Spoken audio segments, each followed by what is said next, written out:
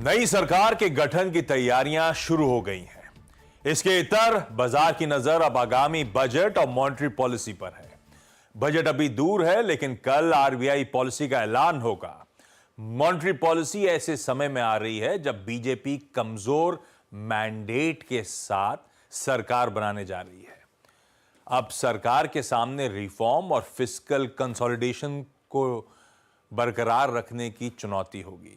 तो central bank महंगाई पर काबू और मौजूदा ग्रोथ की तेज रफ्तार को बनाए रखने की कोशिश करेगा। सवाल यह है कि ट्रांजिशन के इस फेज में आरबीआई का रुख क्या होगा। इस पर बात करने के लिए आज हमारे साथ मेहमानों का एक खास पैनल मौजूद है, जिनसे हम लोग बातचीत करेंगे। खैर, डॉक्टर साहब लाइए जरा स्क्रीन पे। हो गया भाई वो 2024 जनरल इलेक्शंस। इंडियन मार्केट्स ने लार्जली शायद अब वो सब एब्जॉर्ब कर लिया। हां, बशर्ते अब कोई नया शॉकर हमारे लिए बचा ना हो तो शायद अब वक्त आ गया है कि अटेंशन गियर को शिफ्ट करा जाए और अब कल आने वाली जो आरबीआई की क्रेडिट पॉलिसी का अनाउंसमेंट होगा उस पर अब थोड़ा सा फोकस बनाया जाए। लास्ट टाइम ध्यान रखिएगा, ब्याज दरों में बदलाव हुआ था फरवरी 2023 में। तो 1.25 साल का समय हो गया है। इस बीच 7 क्रेडिट पॉलिसीज आई, तब से लेकर अब तक ब्याज दरें 6.5% पे स्थिर नजर आ रही हैं। तो ऐसे में कल की होने वाली इस पॉलिसी आउटकम में क्या ब्याज दरों में फाइनली कुछ छेड़छाड़ की जाएगी, क्या कुछ रुख बदला जाएगा, इन सब पे बातचीत करेंगे। और मदद करने के लिए क्या, मैं ऐसी सोच रहा था, एक एमपीसी बैठी हुई है आरबीआई के दफ्तर में, जो आई एम श्योर इस समय बातचीत कर रहे होंगे इन सब मुद्दों पर, और एक एमपीसी यहां हमने आवास के दफ्तर में बना दिया है। आपको आपकी स्क्रीन पे इकरा की चीफ इकोनॉमिस्ट अदिति नायर नजर आएंगी। साथ साथ डीएसपी फाइनेंस के VC and CEO Jayesh Mehta sir आपको आपकी स्क्रीन पे दिखेंगे। और जाने माने इकोनॉमिस्ट सौगता भट्टाचार्य साहब से भी रिक्वेस्ट करी थी इस बार एमपीसी में हमारे साथ जुड़िए। आप सबका तहे दिल से शुक्रिया एक साथ एक मंच पे जुड़ने के लिए। अच्छा, वो पॉलिसी को रिलेटेड आउटकम्स उन सब पे मैं आगे आता हूं, बातचीत करता हूं। मैंने सोचा था थोड़ा सा ट्विस्ट के साथ शुरुआत करें, क्योंकि ये जो हुआ है पिछले कुछ दिनों में, जो मैंडेट आया है उस पर हमने बहुत दिनों तक, आपने देखा होगा, लगातार चर्चा करी। उस मैंडेट के आने से पहले, उस मैंडेट के आने के बाद, तमाम बाजार के दिग्गजों के साथ। पर एक ही पैनल में देश के जाने माने अर्थशास्त्री मिले मुझे, तो एक बार शुरुआत तो वहीं से होनी चाहिए। तो अदिति, पहले आपके पास आ रहा हूं। अब तो खैर सब जानते हैं एक फ्रैक्चर्ड मैंडेट है, डिपेंडेंस होगा अलायंस पार्टनर्स पे, वो कोलिशन गवर्नमेंट का रिटर्न देखने को मिलेगा, क्योंकि 10 साल बाद एक सिंगल पार्टी के पास एब्सोल्यूट मेजॉरिटी नहीं है। ऐसे फ्रैक्चर्ड मैंडेट को देखते हुए आपके अंदर का अर्थशास्त्री थोड़ा सा चिंतित है क्या फ्रैक्चर्ड मैंडेट? मैं इसीलिए कह रहा हूं अदिति, क्योंकि जैसे टेक फॉर एग्जांपल, इस एनडीए में जो मेजर अलायंस पार्टनर्स हैं, कौन है? टीडीपी है, जेडीयू है। वो रिप्रेजेंट करते हैं उन स्टेट्स को जो हमेशा से पैकेज, हमेशा से स्पेशल स्टेटस की मांग करते रहे। ये तो एक एग्जांपल है, ऐसे कुछ बहुत सारे एग्जांपल्स मैं साइड कर सकता हूं। आपके अंदर का अर्थशास्त्री थोड़ा सा चिंतित है क्या इस फ्रैक्चर्ड मैंडेट के बाद, अदिति? Thank you. देखिए, as a matter of policy हम इलेक्शंस और पॉलिटिक्स पे जनरली कमेंट नहीं करते। अंदर का अर्थशास्त्री एंड सॉरी, मैंने कहा, इसीलिए मैंने कहा अंदर का अर्थशास्त्री। देखिए, let me put it this way. I think आपका एक और आगे का जो फुल क्वेश्चन है, let me jump to that. मेरे हिसाब से इंडियन मैक्रोज एक अच्छी पोजीशन में है ग्लोबली। अगर हम कंपेयर करें, हमारा ग्रोथ रेट पिछले क्वार्टर का, चाहे कुछ स्पेसिफिक क्या कहते हैं टेक्निकल फैक्टर से जीडीपी का ग्रोथ रेट थोड़ा ऊंचा था जीवीए से, बट अगर हम जीवीए की भी बात करें तो हमारी ग्रोथ काफी अच्छी पोजीशन में है। अगर मॉनसून ठीक से डिस्ट्रीब्यूटेड होती है तो इन्फ्लेशन भी थोड़ी बहुत कूल इस साल होनी चाहिए। और जो एक्सटर्नल अकाउंट बैलेंसेस हैं वो तो हम इस साल 1.2% ऑफ जीडीपी पे हम करंट अकाउंट डेफिसिट को फोकस कर रहे हैं, जो बहुत ही मैनेजेबल है। तो फाइनली बात आती है फिस्क की। फिस्क में अगर हम जो डिफरेंट कंपोनेंट्स हैं उन्हें देखें तो मेरे ख्याल से अभी भी पोजीशन काफी अच्छी है इस साल के लिए। पहली बात तो जो टैक्स रेवेन्यू थे FY24 के, वो एक्सपेक्टेशन रिवाइज्ड एस्टिमेट के ऊपर हमने साल को कंप्लीट किया है। तो एक्चुअली जो ग्रोथ एम्बेडेड है इंटरिम बजट एस्टिमेट्स में FY25 के टैक्स रेवेन्यूज के लिए, हाँ। वो काफी मॉडेस्ट है। तो इन एनी केस हम ये एक्सपेक्ट कर रहे हैं कि जब फुल बजट आएगा तो टैक्स रेवेन्यू का एस्टिमेट ऊपर की तरफ बढ़ाया जाएगा। हाँ। उसके साथ साथ आरबीआई का डिविडेंड तो वैसे ही एक्सपेक्टेशन से बहुत ऊपर आया है, तो अभी तो काफी फिस्कल स्पेस है थोड़े एक्स्ट्रा एक्सपेंडिचर को ऑब्जर्व कर लेने की। बिल्कुल ठीक, फिस्कल स्पेस है और आरबीआई का डिविडेंड सबके लिए एक बहुत बड़ा पॉजिटिव सरप्राइज था। पर उन सब आकलनों के बाद ये मैंडेट आया तो मैंने बस ये जानने की कोशिश करी थी। ठीक है, इसी का फॉलो थ्रू जयेश सर आपके पास आता हूं। ना सिर्फ फिस्क को लेकर, बीमारू स्टेट्स को लेकर कंसर्न्स हो सकते हैं, अब सबको लग रहा है अंदर से कि शायद थोड़ा सा पॉपुलिज्म की तरफ शिफ्ट हो, ज्यादा डिमांड हो, इवन बीजेपी के अंदर के लोगों की तरफ से भी हो। और यूपी एक बड़ा सेटबैक था, तो मैं ऐसे आकलन कर रहा था, ये तो एग्री फोकस स्टेट है, मूड माहौल सुधारना है, थ्रस्ट देना है, इजी वे आउट, एमएसपी बढ़ा दो, इस तरह के। अभी एग्जाम्पल है, हो सकता है पता नहीं क्या अनाउंस करें बजट में, कुछ पॉपुलिज्म का डोज आए ना आए, पर ये जो समीकरण बदल रहे हैं, इसके चलते ना सिर्फ फिस्कल को लेकर बल्कि इन्फ्लेशन रिलेटेड फियर्स भी कहीं ना कहीं ग्रिप करना शुरू करेंगे, ऐसा मानूं क्या?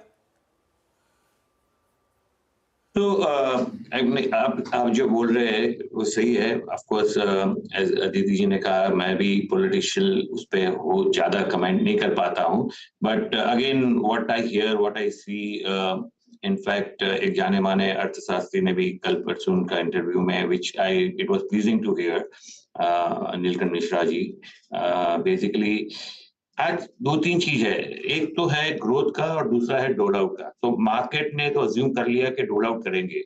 Now again I am not a political interpreter, but जो लग रहा है, जो सुन के आपके माध्यम से और सब जगह से सुन के लग रहा है कि इट इज नॉट कि एक पॉकेट में हुआ है, बेसिकली वो पर्टिकुलर कम्युनिटी का जो वोट है, वो वोट शेयर चेंज हुआ है, तो उससे डोल से कोई मतलब नहीं है। बट वो तो एनीवे वो पॉलिटिकल विल डिसाइड कि क्या करना है। बट मेरा एक ही सिंपल एज अ लेमैन इतना समझ में आता है कि अगर वो डोल आउट भी लोग जो सोच रहे हैं कि डोल आउट करेंगे, ज्यादा करेंगे, तो अब क्यों करेंगे? अब तो नेक्स्ट इलेक्शन 2029 में है, तो वो हिसाब से मेरे को फिस्कल पे, if you look at it, Tuesday को बॉन्ड यील्ड 10 बेस पॉइंट ऊपर भी चले गए थे, फिर अभी वापस लोगों को थोड़ा थोड़ा समझ में आ रहा है। तो मेरे हिसाब से तो आई डोंट थिंक फिस्कल पे कोई फर्क होगा। इनफैक्ट आई वुड से कि ये जो अपना आरबीआई का जो डिविडेंड गया है ज्यादा, उसके कारण I won't be surprised if fiscal is reduced from 5.2 to maybe 5 और something like that, but of course that we will see only in the budget. But मेरे हिसाब से फिस्कल पे कोई फर्क नहीं आना चाहिए। नहीं आनेगा, क्योंकि आरबीआई का dividend has become a saviour by the way. लेकिन ठीक है, आप सही कह रहे हो, 2029 में अगले इलेक्शंस हैं, पर इसी साल ना राज्यों के बड़े बड़े राज्यों के इलेक्शंस लाइंड अप हैं।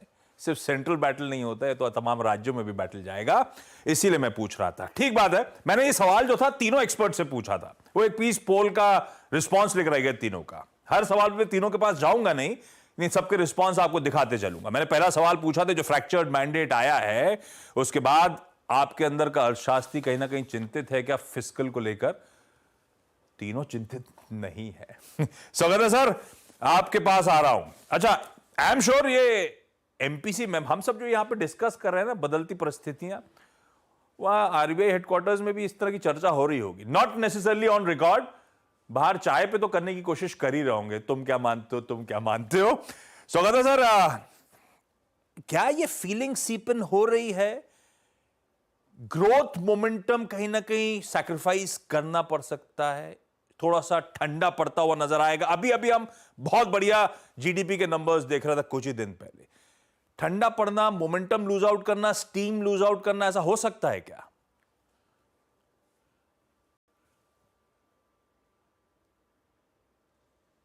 नमस्कार।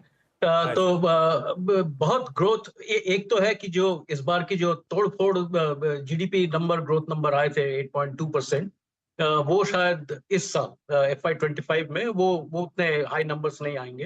क्योंकि टैक्स कलेक्शंस भी उतना तगड़ा नहीं होगा और सब्सिडीज का भी बढ़ने की पूरी पॉसिबिलिटी है। तो और आप देखे होंगे कि जो एक्चुअल जो जीडीपी के नंबर्स होते हैं, जो जीवीए कहते हैं, वो 6.3% था। तो मेरा अंदाजा है कि वो 6.3 के आसपास ही बना रहेगा, शायद थोड़ा सा ऊपर जाए 6.5%, लेकिन वही आसपास 6 to 6.5% जीवीए ग्रोथ रहेगा। उसके बाद उसके बाद जो जो इनडायरेक्ट टैक्सेस हैं, सब्सिडीज हैं, वो शायद वो गैप जितना जो FY24 में था वो कम होता जाएगा। लेकिन मेरा ये मानना है कि आप बिल्कुल ही ठीक कह रहे हैं, क्योंकि जो राज्य के इलेक्शंस जो आ रहे हैं, उसके लिए और ये देखने को भी मिला है कि कोरिलेशन है कि जहाँ पे एग्री डिस्ट्रेस, फार्म डिस्ट्रेस जहाँ पे रहा है, वहाँ पे वोट शेयर्स कमे हैं। तो मेरा अंदाजा है कि कुछ प्रोग्राम जो रूरल साइड में फोकस्ड है, मनरेगा, पीएम किसान योजना, ये सब के आउटलेज ये बजट में बढ़ने की पॉसिबिलिटी है। लेकिन मेरा ख्याल है कि ये government is very concern, very particular कि ये फिस्कल डिसिप्लिन, फिस्कल कंसोलिडेशन बना रहा है। तो मेरा अंदाजा है कि वो 5.1 या मे बी थोड़ा सा कम 5.0, जो पहले जो रिवाइज जो एस्टिमेट किया था 5.1, उस पे वो हिलने वाले नहीं है। तो वो 5.1 तो बराबर बने रहे। चलिए वो पोल की का रिस्पॉन्स लेकर आइए तीनों का स्क्रीन पे। मैंने यही सवाल पूछा था, क्या फीलिंग सीपन हो रही है, ग्रोथ मोमेंटम स्लो डाउन होता हुआ नजर आएगा? अदिति आपने हाँ बोला है, ये इन्हीं सब कारणों से या कोई और कारण है कि आप मान रहे हो ग्रोथ ठंडी पड़ेगी, या फिर बेस बड़ा हो जाता है 8.2 का इसीलिए आप मान रहे हो?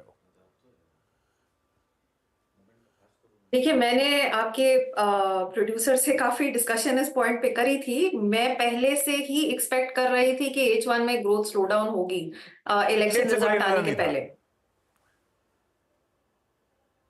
अदिति उसका इस मैंडेट से कोई लेना देना नहीं था, आप पहले से ही मान के चल रहे थे। यस। तब ठीक है। चलिए अब ये मोटा मोटी वो जो वर्डिक्ट आया था, मैंडेट आया है, उससे रिलेटेड मैंने सोचा था शास्त्रियों से थोड़ा सा सवाल टटोल लें। कोई ज्यादा कंसर्न अब तक तो साउंड नहीं कर रहा है। अब चलिए वो ब्रेड एंड बटर बिजनेस, हम एमपीसी लेके बैठे थे कल की क्रेडिट पॉलिसी आउटकम को रिलेटेड।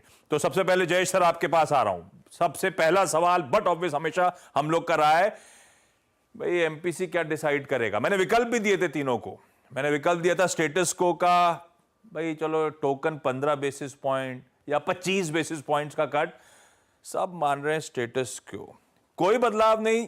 जयेश सर फिर से इस पॉलिसी आउटकम में कल फिर वो 6.5% पे रेपो रेट लटका हुआ नजर आएगा, ऐसा मानूं? अभी तो लगता नहीं है कि कोई बदलाव आएगा।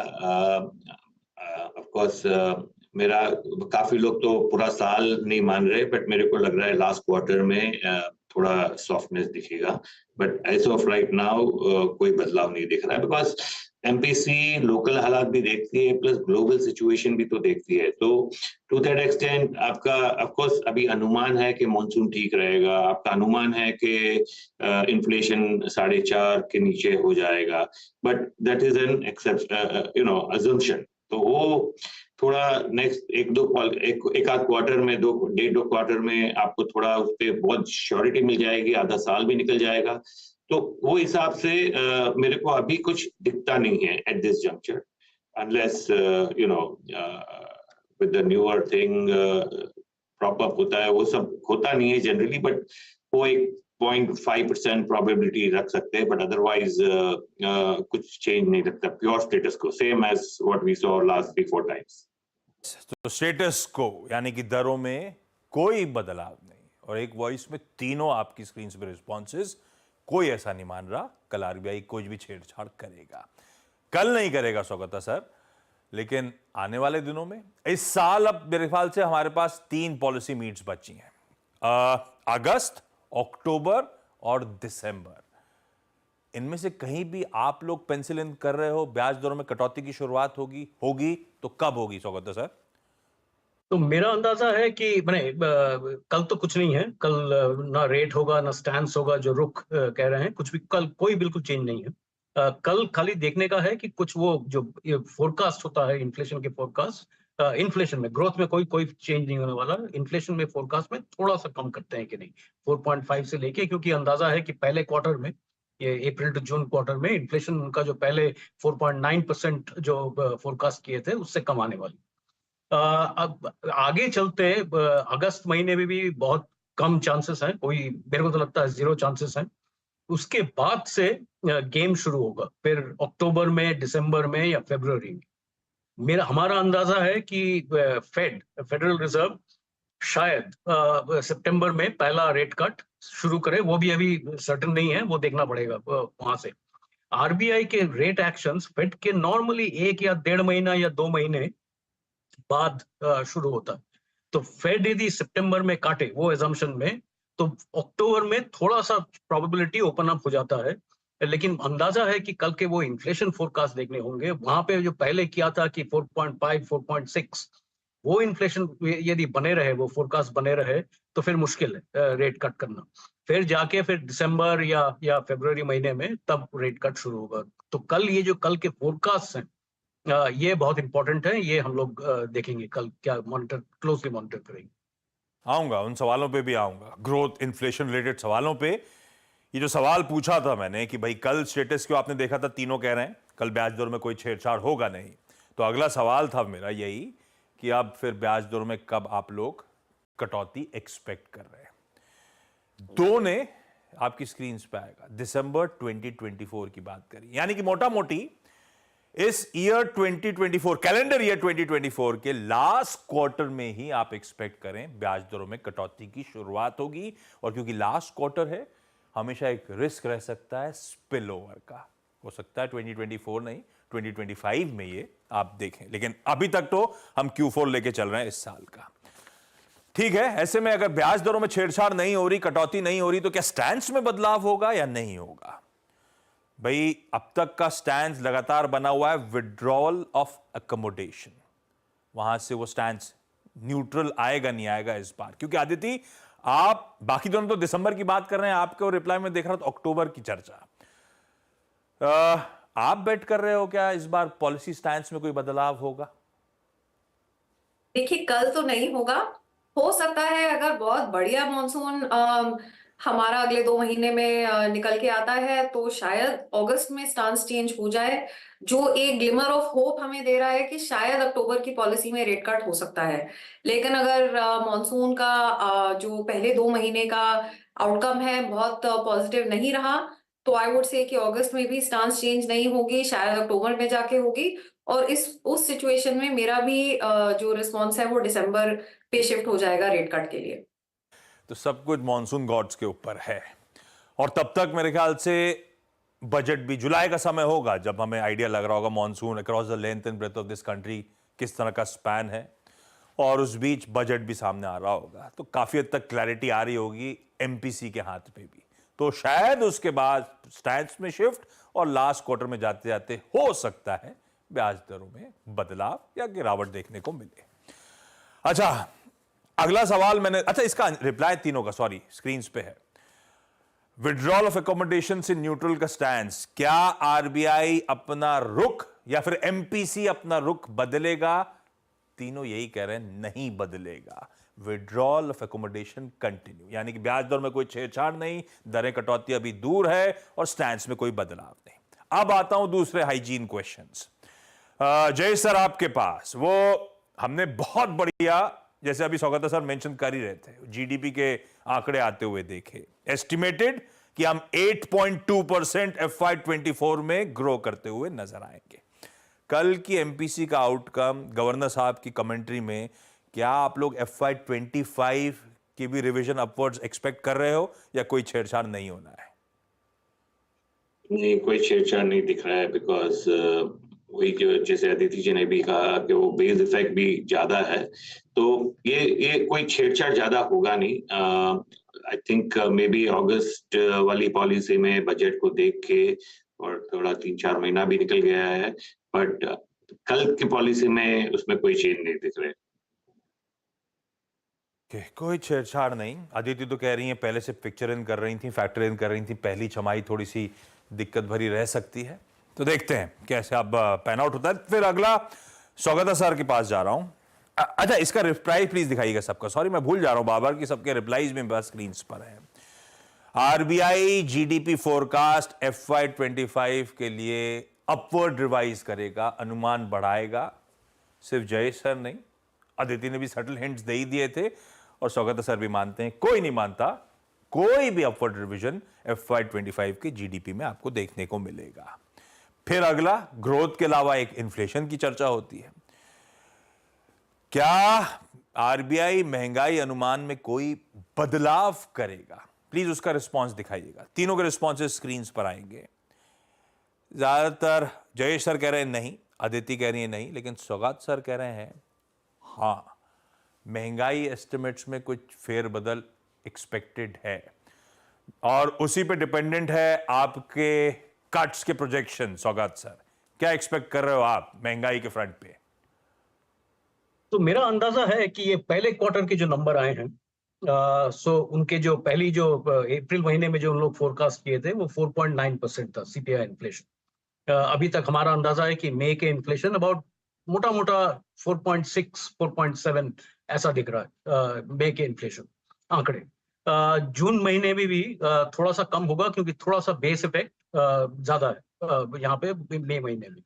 तो मेरा अंदाजा है कि पहले क्वार्टर के इन्फ्लेशन अबाउट 4.65 करीब होना चाहिए और उसको यदि स्प्रेड कर दें ये 4 क्वार्टर के इसमें 4 क्वार्टर के जो इन्फ्लेशन जो फोरकास्ट दिए हैं, तो मेरा अंदाजा है कि हो सकता है, मैं हाँ बोल रहा हूँ, मैंने जो बैलेंस ऑफ प्रोबेबिलिटी जो बोलते हैं हाँ बोल रहा हूँ, हो सकता है कि 4.5 से थोड़ा सा सिग्नलिंग डिवाइस में 4.4 कर दे इन्फ्लेशन। वो भी पॉसिबल, मैं कह रहा हूं हाँ, लेकिन मैंने हो सकता है कि वो कुछ नहीं करे क्योंकि आगे बहुत सारे रिस्क बने हुए हैं। चाइना की ग्रोथ रिकवरी बढ़ रही है, ग्लोबल कमोडिटीज प्राइसेस बढ़े हुए हैं, कच्चे तेल के दाम में क्या होने वाला है किसी को आइडिया नहीं है। तो अंदाजा है कि मैंने बहुत सारे रिस्क चारों ओर हैं बने हुए हैं। तो कल के शायद उस वो आउटकम में एकदम उसमें भी- पैनी नजर रहेगी इन्फ्लेशन रिलेटेड टिंकरिंग में। आखिरी सवाल किसी के पास जा नहीं रहा हूं, लेकिन उस पोल में मैंने एक सवाल छोड़ा था कि कॉन्फिडेंट हैं आप लोग इंडिया के मैक्रो इकोनॉमिक आउटलुक को लेकर? क्योंकि काफी कुछ चीजें बदली हैं पिछले कुछ दिनों में। प्रोड्यूसर साहब ने वो फील नहीं दिया। मैंने जो विकल्प दिए थे इन लोगों को वो थे बिल्कुल, थोड़ा थोड़ा, और मैंने कहा था एक लास्ट में I will reserve my comment, मैं बोलना ही नहीं चाहूंगा। पर तीनों ने एक्चुअली उसमें बिल्कुल पे टिक करा था। कोई इकोनॉमिस्ट कंसर्न नहीं है कि हमारी जो इकोनॉमिक आउटलुक है, ट्रेजेक्ट्री है, डिरेल होती हुई नजर आएगी। तो कॉन्फिडेंस आप और हमें भी बनाए रखना है। चलिए, इस नोट पर अदिति जी, जयेश जी, स्वागत sir, thank you so much जुड़ने के लिए। और बढ़िया तरीके से, मुझे ख्याल से पिक्चर परफेक्ट क्लियर है हमें, हम क्या सुनने वाले हैं कल और कहां डिविएशंस आएंगे, उससे कैसा रिएक्शन होगा, अब तो वो भी आसानी से समझ में आ गया। मैं ब्रेक के उस पर आऊंगा तो जो पूरी चर्चा करी थी इन तीनों अर्थशास्त्रियों के साथ, उसका एक क्विक जिस्ट भी आपके सामने प्रेजेंट कर दूंगा।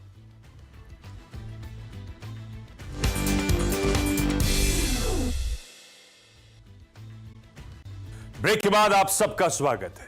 आज हमने चर्चा करी थी कल जो सुबह तड़के 10 बजे क्रेडिट पॉलिसी आएगी, उस पे जाने माने अर्थशास्त्री क्या एक्सपेक्ट कर रहे हैं। क्विकली सम अप कर देता हूं। एक बार फिर से स्टेटस को पॉलिसी, यानी कि ब्याज दरों में फिर से कोई छेड़छाड़ नहीं, और ये 8वीं क्रेडिट पॉलिसी हो जाएगी जब ब्याज दरें स्थिर रहेंगी। जो पॉलिसी का स्टैंस है विड्रॉल ऑफ एकोमोडेशन, इनफैक्ट उसमें भी कोई टिंकरिंग एक्सपेक्टेड नहीं है, उसको रिड्यूस करके न्यूट्रल पे लाने की कोई तैयारी नहीं होगी। स्टैंस भी जस्ट का तस विड्रॉल ऑफ एकोमोडेशन पे कंटिन्यू करेगा। जब ऐसा होना है तो फिर ऐसे में ब्याज दरों में कटौती कब एक्सपेक्टेड है? देश के जाने माने अर्थशास्त्री मानते हैं कि इस साल कैलेंडर ईयर 2024 के आखिरी क्वार्टर, यानी कि अक्टूबर से दिसंबर के पीरियड में जो 2 पॉलिसीज होंगी, शायद उनमें से किसी एक पॉलिसी में ब्याज दरों में कटौती के सिलसिले का शुरुआत हो सकती है। हाँ, एक चर्चा और हमने स्पेसिफिकली करी थी, ये जो दिल्ली में एक केंद्र सरकार के लिए एक फ्रैक्चर्ड मैंडेट आया है, क्या उससे ग्रोथ की रफ्तार, इकोनॉमी पटरी से डिरेल होती हुई नजर आएगी? क्या ऐसा डर है? कोई भी अर्थशास्त्री ऐसा नहीं मानता। सबका भरोसा इंडियन इकोनॉमी पे जस का तस बना हुआ है। चलिए, इस नोट पर आज की इस खास पेशकश, जिसमें हम कल की पॉलिसी की तैयारी कर रहे थे, उसमें इतना ही। ब्रेक के उस पार भी CNBC आवाज पे न्यूज कवरेज कंटिन्यू करेगा। नमस्कार।